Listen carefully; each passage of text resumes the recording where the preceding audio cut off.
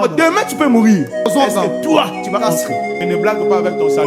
Ne te dis pas que moi je suis chrétien parce que tu trouves plaisir à le dire. Mais être chrétien, c'est celui qui a reçu réellement Christ. Celui qui a cru en Jésus-Christ dans sa vie et s'est donné entièrement en obéissant à la parole de Christ. C'est lui-là le chrétien. S'il y a d'autres choses que tu fais et d'autres choses que tu ne fais pas, ne te console pas.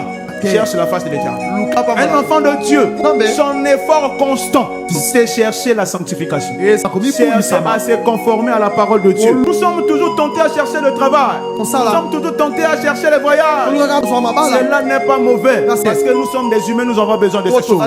Mais nous négligeons ce qui est plus important. Notre alliance avec Dieu. Notre relation avec Dieu. Comment est-ce que tu le regardes chaque matin? Est-ce que tu examines ta relation avec Dieu chaque matin?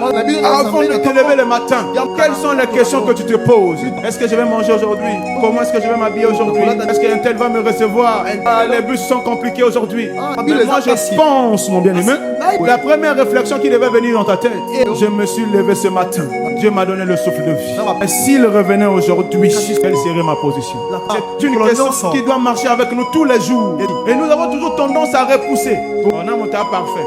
Et que celui qui est saint se sanctifie davantage. Tu ne connais pas demain. Nous avons deux voies pour voir le Seigneur. Soit la mort, s'il n'est pas encore arrivé, ou l'enlèvement lors de son avènement. Donc demain tu peux mourir. Ou encore demain l'avènement du Fils de l'homme peut se faire. Est-ce que toi tu vas rentrer? Je ne parle pas du frère. Il faut quand je prêche, je dise moi est-ce que je vais rentrer? Nous avons tendance à voir autrui. Regarde cette part. Regarde cette celle-ci, lorsqu'elle met les mèches, il ne voit rien. Oui, c'est bien.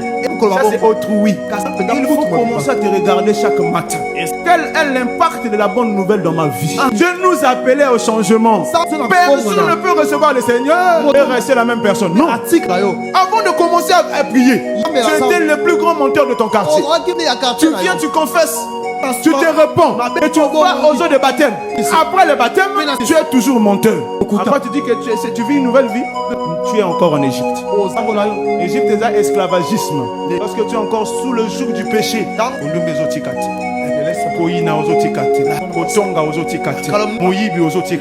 Mais je suis prêt pour le baptême.